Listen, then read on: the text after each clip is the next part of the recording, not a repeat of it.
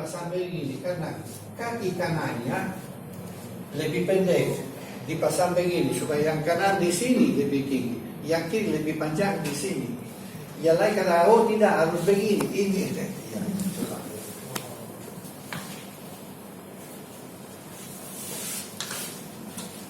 dan sejak waktu itu gambar Yesus bukan hanya wajahnya, tetapi juga seluruh tubuhnya, dan banyak sekali gambar yang disebut wajah kudus, ribuan beredar di mana-mana, dan semua ini satu aspek dari penelitian.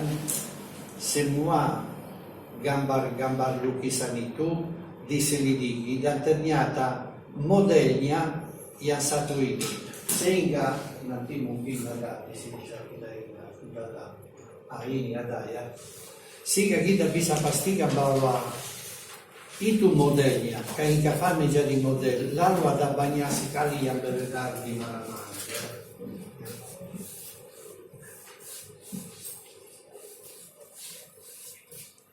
Tapi pertanyaannya belum kita dapat, tapi perlu kita sedikit bahas hal ini.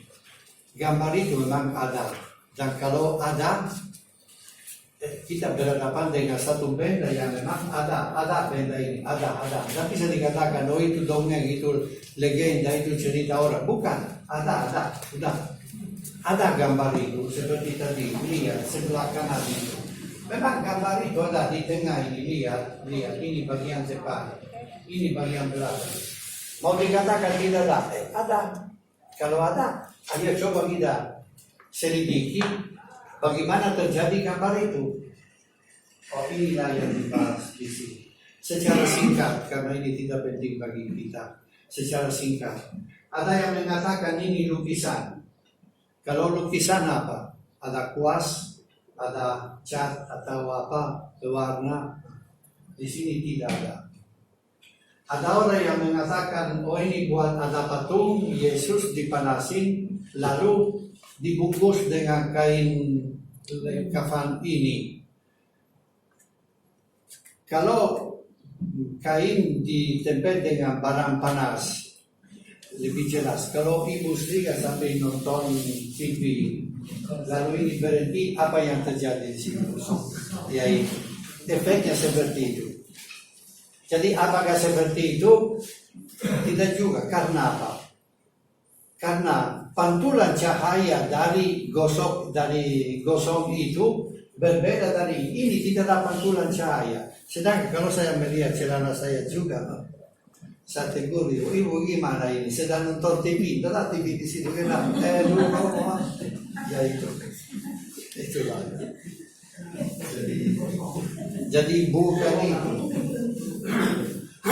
Atau ada orang yang mengatakan itu dicetak pada abad pertama Masehi, siapa yang tahu percetakan? Ya, jadi tidak. Masalahnya adalah bahwa gambar itu terjadi karena suatu reaksi fisik kimiawi, satu reaksi fisik antara tubuh, rempah-rempah, dan kesejukan di dalam makam itu. Apa yang terjadi? Tidak bisa tahu. Tetapi yang pasti bahwa supaya terjadi gambar itu mutlak diperlukan cahaya. Tak mungkin terjadi. Tapi cahaya di dalam kubur itu yang kita sudah lihat tadi gambarnya ya, dalam tanah dengan pintu begitu besar itu digulingkan. Pasti gelap total. Cahaya dari mana? Apalagi gambar terjadi di bagian dalam, ibaratnya dari tubuh saya ini keluar cahaya yang menggambarkan tubuh saya pada kain. Jadi satu-satunya sumber cahaya adalah jenazah Yesus. Satu-satunya. Hanya dengan cahaya itu, nanti akan kita lihat ya. Sebagai gambaran, ingat Gunung Tabor. Jadi, nanti akan kita lihat. Jadi gambar tidak mungkin dibuat oleh siapapun. Sudah dicoba puluhan teori, puluhan cara dan seterusnya. Buat sesuatu seperti ini sampai dengan saat ini dengan segala alat tidak bisa. Masih merupakan sesuatu yang misterius, ya terus terang, ya. Tidak tahu. Ada seorang yang sombongnya, memang terkenal beberapa mungkin ada 25 tahun yang lalu. Katanya dia memang karena terkenal datang ke kota Torino, katanya mau melihat kain kafan untuk membongkar penipuannya. Tidak baik. Diizinkan melihatnya. Katanya saya cukup 5 menit, saya akan bongkar penipuannya. Dia masuk dengan beberapa orang. Setelah 5 menit, 10 menit dia keluar. Maaf, saya minta 10 menit lagi. Ya baik, silakan. 10 menit lagi, 10 menit, 20 menit. Keluar lagi, katanya maaf, saya jadi Katolik. Saya jadi Katolik. Karena ini sesuatu tidak mungkin dibuat oleh manusia. Ini pasti ada jadi Tuhan. Pasti ada sesuatu yang melampaui kemampuan manusia. Dan kita tidak bisa menjelaskannya. Ya, ini bagaimana terjadi gambar itu tadi. Pertama dari awal, saya bilang, disebut akeropita. Mereka melihatnya, katanya apa? Ini pasti tidak dibuat oleh tangan manusia. Maka disebut akeropita. Ya sudah. Ya. Dan kapal itu bukan karena warna atau apa, hanya karena dulu warnanya seperti ini, agak bagaimana, kuning atau abu-abu. Tiba-tiba muncul ini menjadi lebih kuning, yaitu bulu kain pembungkus itu, bagian dalam, bukan bagian luar.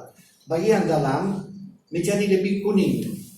Bulunya seperti bulu suara monyet ini, menjadi kuning. Kenapa? Kenapa menjadi kuning? Menjadi kuning, kalau istilah yang benar, mereka gunakan kuningisasi, ya. Apa namanya? Mengalami dehidrasi. Bulu ini menjadi lebih kering, menjadi kuning. Kalau kita taruh benda di matahari, apa namanya? Itu biasanya yang mereka buat eksperimen, ya. Taruh kertas di sana, lalu sebagian ditutup kena sinar. Yang lain jadi kuning, yang ini tidak. Karena apa? Karena yang kena sinar kehilangan air, maka menjadi lebih kuning. Sedangkan yang tertutup, jadi yang kuning ini bukan karena warna, karena apa? Karena cahaya dari dalam. Itulah terjadi kuningisasi karena itu, karena dehidrasi. Itu masalahnya. Ya.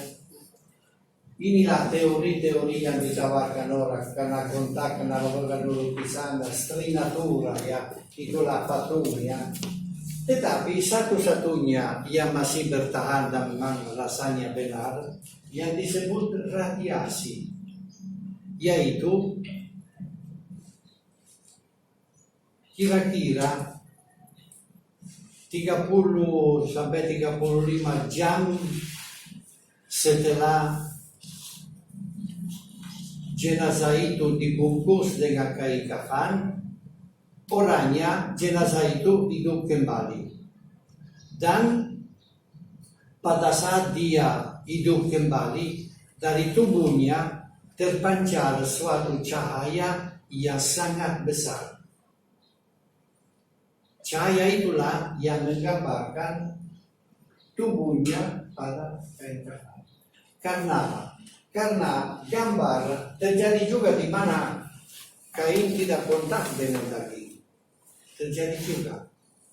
Jadi cahaya yang demikian kuat sehingga cahaya itu mengakibatkan kuningisasi atau dehidrasi. Jadi inilah dari dalam, ya. Ibaratnya sekarang dari tubuh saya terpancar cahaya, ya itu tembus tapi menghilangkan air atau ya dehidrasi itu. Efeknya dari cahaya yang begitu besar. Ini sama dengan yang terjadi di atas Gunung Tabor, kita tahu, ya. Dan di situ Yesus, ingat itu penting juga diingat. Yesus mengatakan jangan beritahukan hal ini tadi sebelum putra manusia mengalami sengsara. Jadi jangan, tidak boleh, ya. Tapi ini sudah terjadi sengsara, sudah dikuburkan, dia menerima kembali kemuliaan seperti itu. Ternyata kemuliaan Yesus, kemuliaan kita juga. Kalau mau diberi satu bentuk seperti Yesus di atas gunung itu, cahaya yang terpancar dari tubuh kita. Tubuh kita akan bercahaya seperti tubuh Yesus. Jadi cahaya itulah yang menggambarkan tubuh Yesus pada kain kafan. Dan buktinya bahwa kalau ini pun dicuci, ini tidak hilang. Seandainya ini warna pasti akan luntur, akan apa. Tapi ini stabil. Sudah dicoba dengan beberapa bagian, dicuci dengan segala jenis rinso, sama saja. Ya. Jadi ya tidak bisa dijelaskan secara manusia melampaui. Beberapa tahun, mungkin ada 10 tahun yang tidak, 5 tahun yang lalu, hari ini mau dibuat sesuatu seperti itu dengan cahaya yang sangat besar, dengan lampu 300.000 watt. 300.000 ini berapa? 60, 70. 300.000 watt. Mereka berhasil buat sebesar kuku. Fenomena sama. Berarti bahwa benar bahwa gambar ini terjadi karena cahaya yang terpancar dari tubuh Yesus yang menggambarkan tubuhnya pada kain kafan.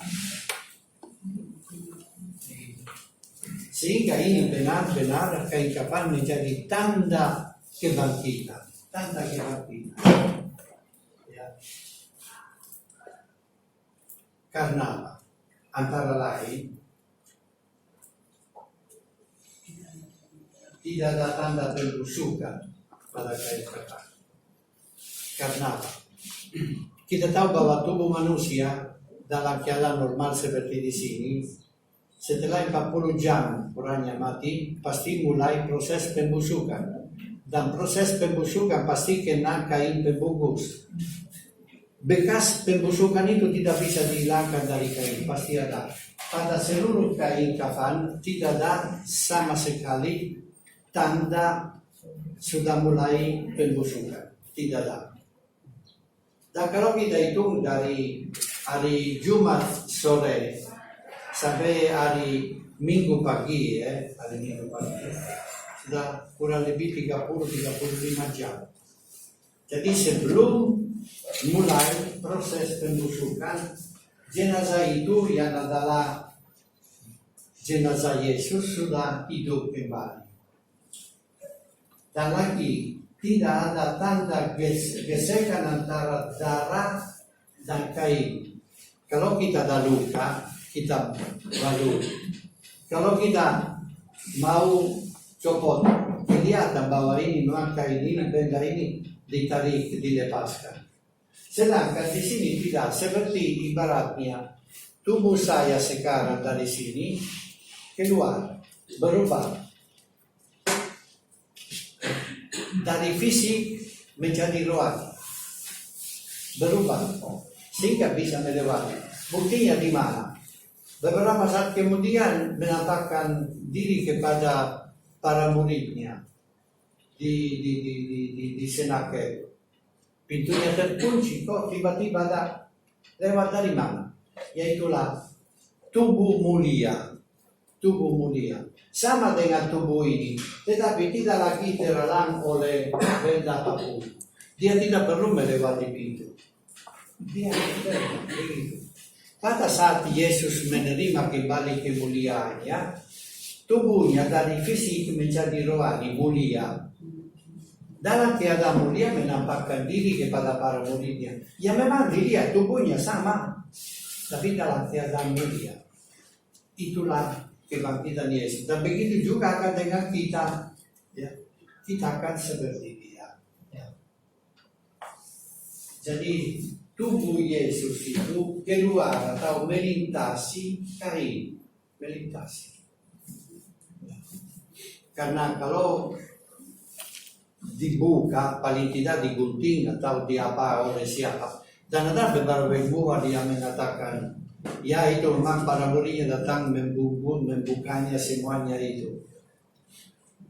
Omong kosong, karena mereka tidak membaca seluruh kitab suci. Ya. Sedangkan tubuh Yesus pada saat bangkit berubah, ya, dari fisik menjadi mulia. Dan kalau kita sudah mulia, kita tidak perlu melewati pintu atau apa. Ya, ini keadaan yang kita belum kita alami, tapi kita melihat terjadi pada Yesus. Dia hadir lewat dari mana? Tapi hadir.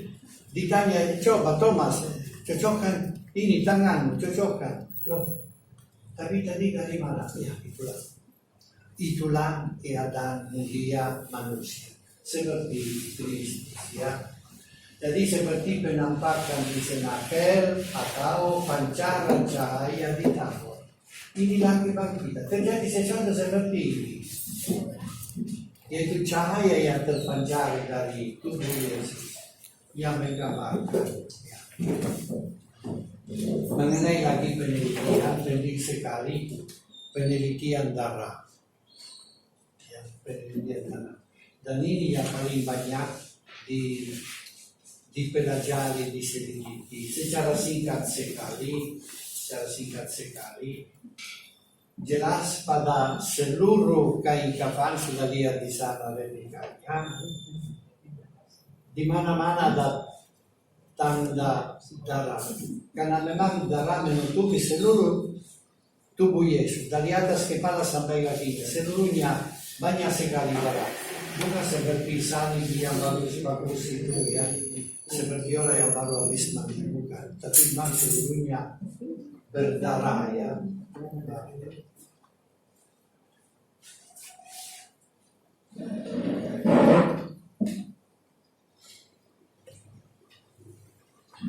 Maka darah itu diselidiki. Dan hasilnya itu pasti darah manusia, golongan AB. Darah vena dan darah arteri, artinya darah yang baru dipompa dari jantung. Darah arteri kembali, darah vena darah yang kembali ke jantung. Darah arteri darah yang baru dipompa dari jantung. Karena apa perbedaan ini? Karena darah yang baru dipompa dari jantung kaya oksigen. Darah vena yang kembali ke jantung sudah miskin oksigen. Dan itu kelihatan jelas pada Yesus. Ada beberapa luka dari arteri, ada beberapa luka dari vena. Ya. Seperti yang kita lihat di sini, ini darah vena, darah kembali ke jantung. Ini dari sini, darah arteri karena ngalir sampai sini banyak. Dari sebelah ini banyak, kaya oksigen. Itu pasti. Ada darah hidup maupun darah mati. Singkatnya, artinya, maksudnya darah hidup yaitu darah yang keluar dari tubuh manusia yang masih hidup. Dan darah mati, darah yang keluar setelah orangnya mati, seperti darah yang keluar dari jantung. Darah yang di bawah sini, di belakang sini, itu darah mati. Artinya orangnya sudah mati, darah itu baru keluar, ya. Jadi itu pasti, ya. Jadi bisa dipastikan bahwa dan orang yang pemilik darah ini orang yang sudah mengalami sederetan penyiksaan Nanti akan kita melihat dalam bagian kedua. Sederetan penyiksaan. Sehingga dimanapun kita bisa melihat begitu banyak darah. Kemudian yang mendukung keaslian dari kain kafan yang disebut palinologi, sari bunga. Kita tahu semua bunga pasti ada sarinya. Tepung yang sangat-sangat kecil dengan mata telanjang, satu butir tidak bisa dilihat, perlu mikroskop. Ya. Begitu. Banyak sekali ditemukan sari bunga nempel pada kain kafan. Dan sari bunga itu maksimal jauh dari bunganya bisa beberapa ratus meter, 300 maksimal 400 meter. Kalau ditiup angin kencang sekali, bisa terbawa gimana? Tidak lebih. Pada kain kafan ditemukan ya ini sari bunga dari sekitar Yerusalem dan Laut Mati, dari kota desa Konstantinopel. Sari bunga yang ada hanya di sana. Bagaimana bisa datang ke Eropa? Tak mungkin. Masih nempel ini. Masih nempel. Jadi mereka melihat, oh ini sari bunga. Dari mana bunga ini? Mereka cari-cari, oh di sana ada, di Palestina, di daerah Urfa, di Edessa ini, dari daerah Konstantinopel, Istanbul sekarang. Oh di sana ada bunga itu. Di Eropa tidak ada. Bagaimana bisa sampai di sana? Tak mungkin terbawa oleh angin. Jadi itulah pasti kain kafan pernah berada di sana. Begitu juga aragonit ini. Ada sejenis pasir dari batu khusus yang ada di daerah Yerusalem. Banyak sekali. Bahkan pada lutut Yesus ditemukan pada hidungnya juga ditemukan aragonit itu, karena Yesus berkali-kali jatuh begitu tersungkur begitu. Nanti akan kita lihat dalam bagian kedua.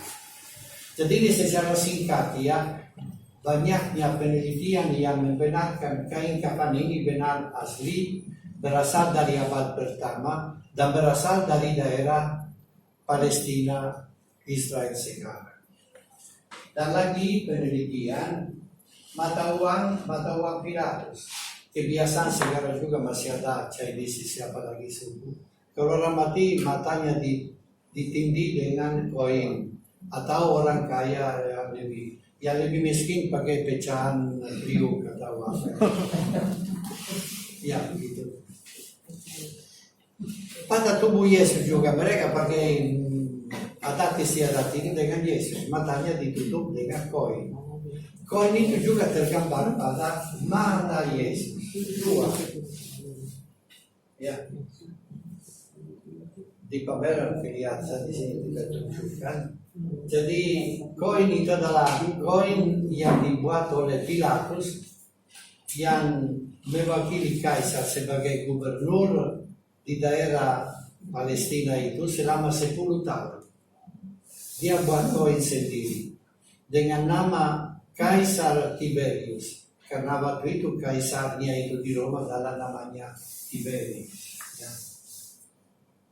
Dan lagi bukti yang lain lagi. Jadi ini bisa dipastikan ini mata uang Pilatus jelas membuktikan bahwa pada masa itu Yesus mengalami semuanya ini. Benda ini berasal dari masa itu, dari sana. Karena mata uang Pilatus hanya berlaku untuk daerah Yerusalem. Jadi pasti kain ini berasal dari daerah sana. Ini bukti-bukti yang sudah dikumpulkan oleh para ilmuwan. Ya. Begitu juga mata uang para kaisar Konstantinopel. Abad ke-7, 8, 9, 10. Para kaisar di Konstantinopel membuat juga koin dari emas. Hanya boleh ada gambar ini, wajah Yesus. Hanya itu. Dan itu yang dan itu ada, masih ada banyak itu. Bukti bahwa mereka percaya bahwa Yesus ini ya adalah raja orang Yahudi. Dia raja. Makanya dengan wajahnya boleh buat koin baru. Jadi dilakukan ada begitu banyak ya, sehingga menjadi sulit juga untuk mengumpulkannya, supaya kita yakin bahwa memang kain kafan ini benar adalah kain kafan Yesus. Begitu juga dengan gambar yang akhirnya mereka Veronica, yaitu gambar Yesus, Vera ikon Yesus yang menjadi Veronica. Sejak awal semua gambar Yesus menunjukkan adanya satu model, itu kain kafan ini sama, semua sama, sehingga malah kalau ditaruh satu di atas yang lain semua sama. Berarti bahwa para pelukis melihat model ini, ukurannya, bentuknya bagaimana, seperti ada banyak sekali gambar ini. Ada yang berasal dari abad ke-5, ke-6, ke-7 dan seterusnya.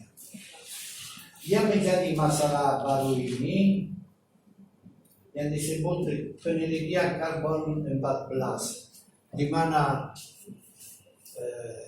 beberapa ilmuwan mengatakan bahwa setelah penelitian kain kafan berasal dari abad 13-14 dari Eropa.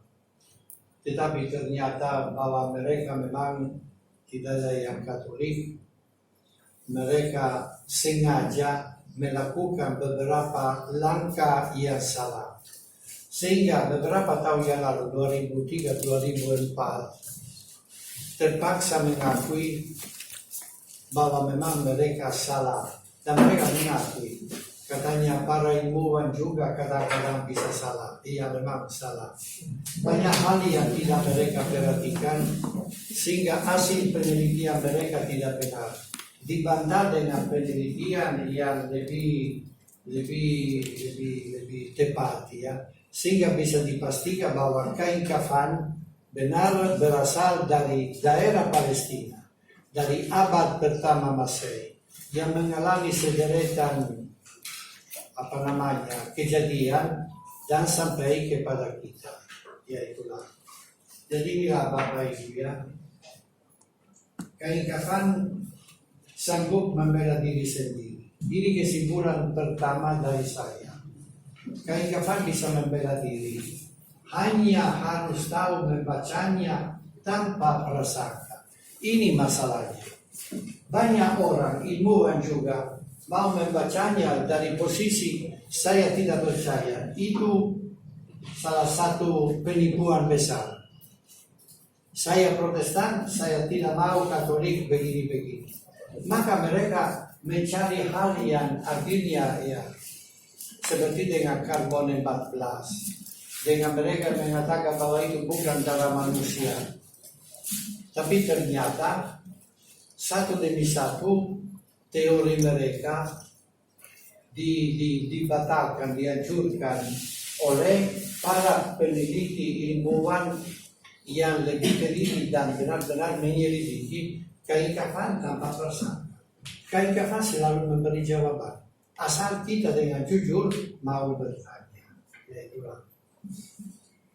Jadi inilah suatu anugerah sebenarnya dari Yesus sendiri kepada kita, supaya kita lebih percaya pada Dia, bahwa Dia benar-benar menyelamatkan kita melalui hal-hal seperti yang tergambar di sini. Dalam bagian kedua kita akan melihat bahwa apa yang Dia lakukan, apa yang Dia alami, semuanya tergambar di sini. Injil dan kain kafan menceritakan hal yang sama. Yang satu dengan kata Yesus mengalami ini, yang satunya melalui gambar. Inilah kain kafan, supaya kita mengerti benar-benar bahwa inilah yang dialami oleh Yesus. Jangan kita dengan mudah percaya kepada TikTok atau Google yang mengumumkan segala sampah yang ada di bumi. Kita harus benar kritis menyelidiki benar tidak, supaya iman kita jangan digoncangkan oleh orang yang hanya bla bla bla bla bla begitu saja tanpa bukti sama sekali. Jadi inilah Bapak Ibu bagian pertama dari segi ilmiah. Sudah diselidiki, sudah terbukti bahwa kain kafan ini benar kain kafan asli. Menggambarkan sengsara Yesus. Dalam bagian kedua kita akan melihat gambaran apa mengenai sengsara Yesus. Kalau ada pertanyaan silakan. Silakan Bapak Ibu yang mau bertanya. Oh, bisa di peta tadi yang perjalanannya pertama di misalnya terakhir di Torino itu Mau difoto? gambarnya tadi Lihat perjalanan. Ada. Tapi ada banyak di Google itu tadi ada.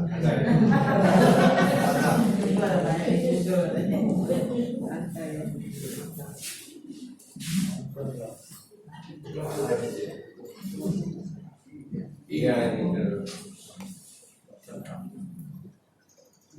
Ya ini setelah penelitian ya jelas ini daerah Palestina di mana terjadi semua sengsara Yesus ya. Ini gambar pada kain kafan dan ini juga ini perjalanannya. Di mana terjadi gempa bumi dasar di daerah ini memang.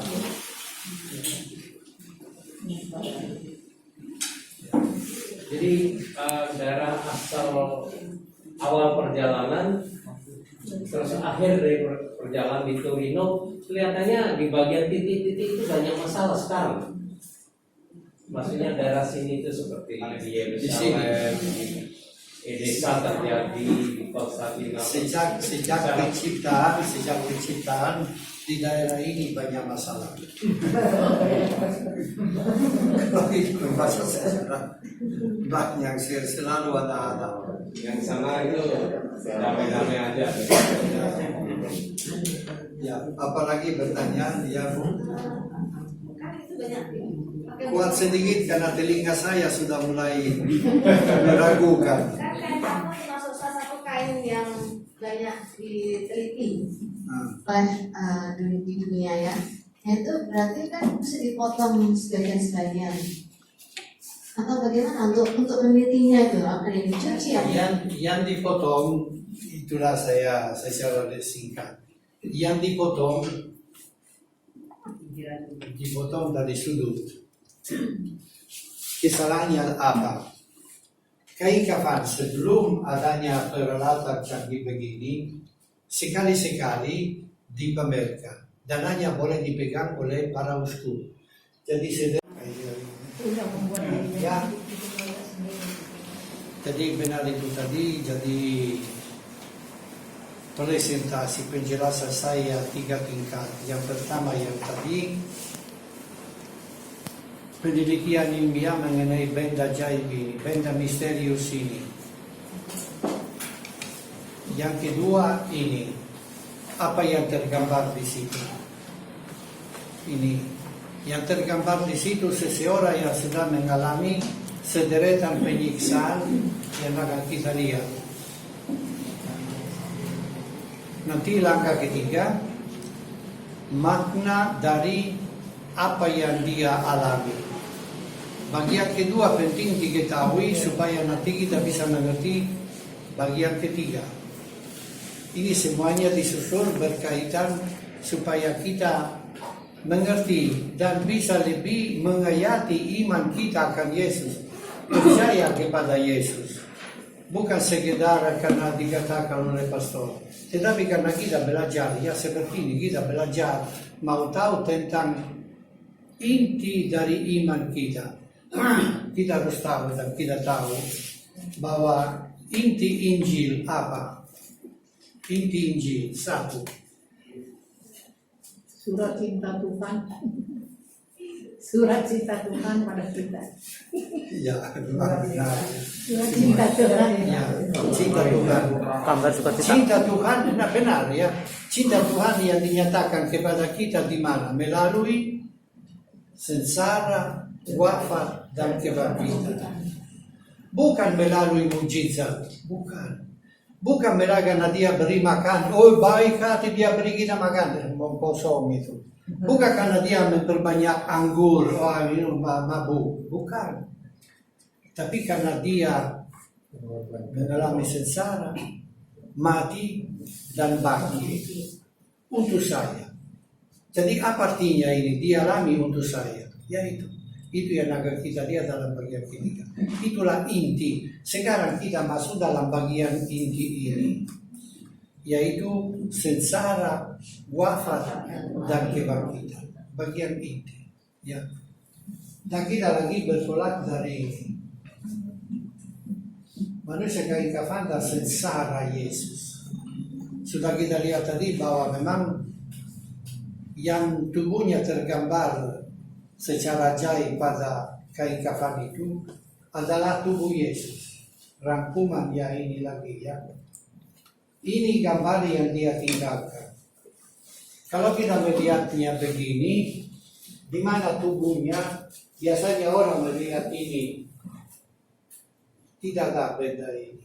Jangan dipikirkan. Tidak ada itu satu kejadian sampingan sekali. Tapi yang penting antara ini, kalau kita satu senti ini saja dibesarkan, dibuat lebih jelas, kita mulai mengerti. Kalau kita melakukan semuanya itu tadi yang dilakukan, setiap sentimeter persegi dipelajari seluruhnya, dan orang bisa mengetahui apa yang dialami oleh orang ini, sengsara Yesus, berdasarkan ini, ya, karena itulah pentingnya. Yang saya katakan tadi, kain kafan ini melambangkan kain kafan, ya, seperti salib yang di sini. Ini Injil, ini terjemahan ya Injil. Antara dua jalur ini, kain kafan dan Injil, ibaratnya dua jalur paralel. Ini menceritakan dengan kata, itu menceritakan yang sama, tapi melalui gambar sama. Seandainya terdapat satu kontradiksi, kain kafan palsu. Jangan khawatir. Saya percaya kepada Kristus bukan karena kain kafan. Itu memperkuat iman saya. Tapi saya tidak percaya karena dia, karena kain kafan. Ya, saya percaya karena ini. Tapi itulah tadi masalahnya disinggung dalam terjemahan, karena dilakukan juga dalam bahasa Indonesia, dalam banyak bahasa, tidak dibuat berdasarkan teks asli bahasa Yunani ini, tetapi dibuat berdasarkan terjemahan. Dan kita tahu bahwa terjemahan dari terjemahan, yang dari terjemahan apa? Terjadi pengkhianatan. Salah satu. Yohanes 20 ayat 38. Ia mencengkuk ke dalam Yohanes dan melihat kain kafan terletak kempis di tanah. Pernahkah dibaca kata kempis di gereja kita? Tidak pernah. Padahal dalam bahasa Yunani ada. Apa artinya? Artinya bahwa itulah pengkhianatan. Itu mulai goyang. Dan ini banyak sekali. Sekarang mereka memutuskan para uskup, ayo terjemahan baru dalam bahasa Indonesia berdasarkan teks asli. Itu benar. Dan ada banyak hal yang seperti ini, salah sekali. Ini di sini saya singgung karena apa? Pertanyaan tadi, kain kafan terletak, apa artinya? Bukan terletak kempis, apa artinya? Bahwa tadi ban, kalau kempis apa artinya? Bahwa ban ada di situ, tapi kempis. Bukan lagi begini, ada isinya, tidak, tapi udah Hal, ya. Jadi itu penting sekali. Ya. Jadi itulah patokan di sini antara dua jalur ini, Injil dan kain kafan seirama, menceritakan hal yang sama dengan cara yang berbeda, tapi dua-duanya boleh dianggap begini pas. Ya. Oke.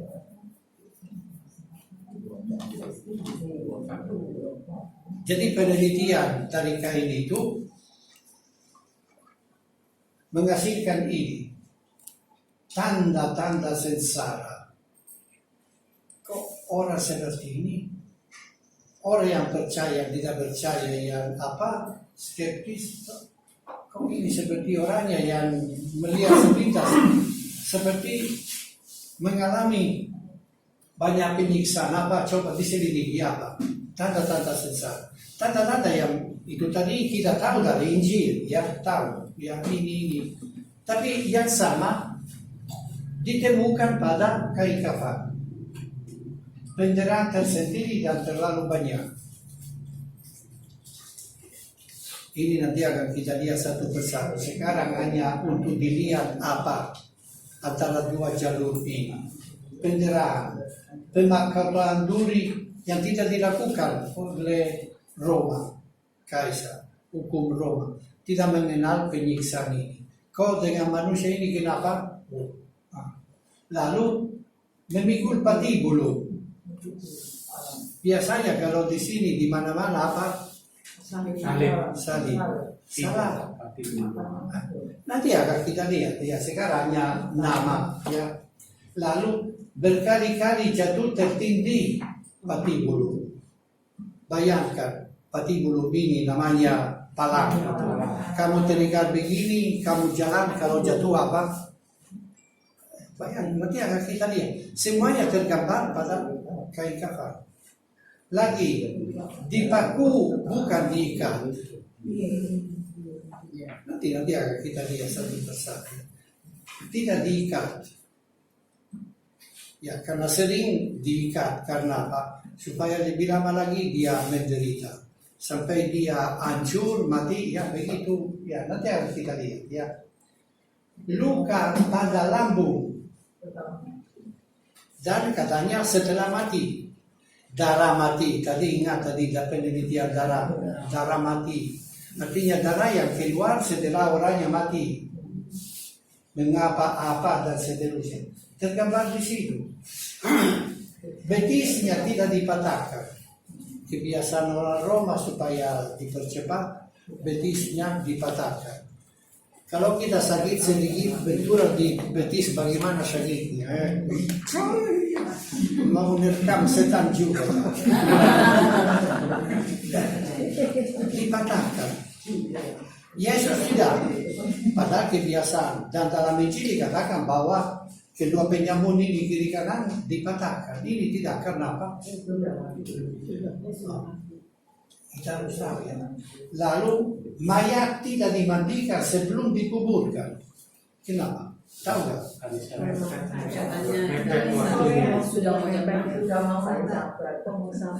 Bukan hanya itu benar, tapi bukan hanya itu, ada yang lebih dari itu. Karena luka-luka yang banyak sekali. Nanti ya, ogoknya ada ya. Dibungkus dengan kain kafan baru. Kok orang-orang yang dinilai penjahat, begitu kotor, tidak dimatikan. Kok dibungkus dengan kain kafan baru. Pakai yang bekas, sudah orang begini, sudah ngapain. Mau kasihan, ya pakai karung beras atau apa. Kain kafan baru. Kain kafan itu, kalau dinilai sekarang, bisa berapa juta. Kok dipakai untuk seorang yang oleh semua dinilai penjahat. Karena apa? Ya, itu kebijakan. Tidak dibuang dalam lubang umum. Itu peraturan umum. Kesalahan orang disalibkan, mati di sini bisa turunkan. Namanya tempat itu bagaimana namanya? Tempat di mana? Bukit Golgota. Golgota, ya itu artinya tempat tengkorak. Karena apa? Karena banyaknya tengkorak yang berserakan sering di situ. Itu ya. tinggal terbungkus 30-40 jam. Nah, itu pasti dari kain kafan tahu. Kita mengenalnya dari sudut Injil, bangkit. Tapi orang bangkit tahu, Bu. Sedangkan di sini ya dari kain kafan kita, oh dia hidup kembali. Jadi inilah yang kita baca pada kain kafan. Dan sudah kelihatan jelas bahwa memang jalur ini persis sama dengan jalur ini. Kain kafan dan Injil. Pas. Membaca darah kain kafan sudah tadi secara singkat ya.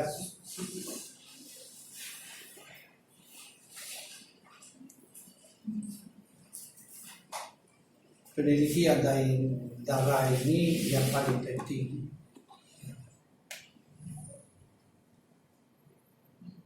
Sangat lama dan mendalam, lama dengan segala peralatan paling canggih, darah yang diambil dari situ, diselidiki darah apa, mengapa ini, mengapa itu dan seterusnya. Beberapa hal ya, darah membentuk satu gambar pada kain kafan. Di sini saya tidak pasang gambar, mesti saya pasang supaya lebih jelas. Pada kain kafan ada dua gambar. Satu gambar yang pertama adalah gambar berdasarkan darah. Karena banyaknya darah. Bayangkan kalau saya seluruhnya berlumuran darah, ditempelin kain ini, pada kain apa tergambar? Ya, depan belakang. Pada kain kafan ada bagian depan belakang. Gambar pertama. Gambar kedua, gambar yang terjadi karena fenomena itu tadi, radiasi, cahaya. Ya. Radiasi itu anehnya tidak bisa menembus bercak darah yang sudah ada pada kain itu. Sehingga kalau kita congkel, kita angkat bekas darah itu, di bawahnya tidak ada gambar. Di bawahnya tidak terjadi dehidrasi. Bulu-bulu darah di mana ada noda darah, kalau kita angkat, tidak terjadi dehidrasi. Artinya bahwa cahaya yang terpancar dari tubuh Yesus, dari tubuh mayat itu, tidak sanggup menembus darah, bekas darah, tidak mampu. Jadi ada dua gambar. Ya ini. Katakan bahwa ini bukan sesuatu yang bisa dibuat oleh siapa. Sesuatu yang jelas, orang yang sudah atau makhluk atau unsur apa yang memang jauh melampaui pengertian manusia ya. Maksudnya nggak menembus darah gimana? Maksudnya nggak menembus darah maksudnya apa? Maksudnya mungkin nggak panas kali ya? Darah dulu ada evolusi program. Copot gambar itu saya tidak dengar. Kalau tidak bicara keras saya tidak dengar. Enggak, ini maksudnya tadi kan mau bilang keluar itu nggak menembus darah katanya kan? Apa maksudnya tidak menembus darah? Iya, maksudnya apa ya? Menembus darah. Kainnya kan tadi pertama kena darah, kemudian Romo bilang Cahaya. oh, cahaya itu tidak melunturkan darah itu. Tidak menembus. Tidak menembus. Tidak menembus. Tidak menembus maksudnya darahnya tetap ada. Jadi darah itu tidak akan luntur karena cahaya itu. Jadi ada double gitu ya. Tidak. Karena karena darah itu sudah beku. Oh. Sudah beku, tidak Sudah masih ada dan semua. tetap menempel. Tapi memang sudah dicoba dicungkil, diambil, dan ternyata di belakang bekuan darah itu tidak terjadi dehidrasi. Artinya pembuluh darah Jadi darahnya Iya. juga meresap sampai seluruh kain. darah menembus seluruh kain. Iya, maksudnya darah dari depan menembus sampai seluruh belakang. dari depan sampai belakang kain. Cahaya tidak, cahaya hanya dari depan. Ya. Jadi itulah ya. Golongan darah, golongan AB resus positif. Ya. Nah, ini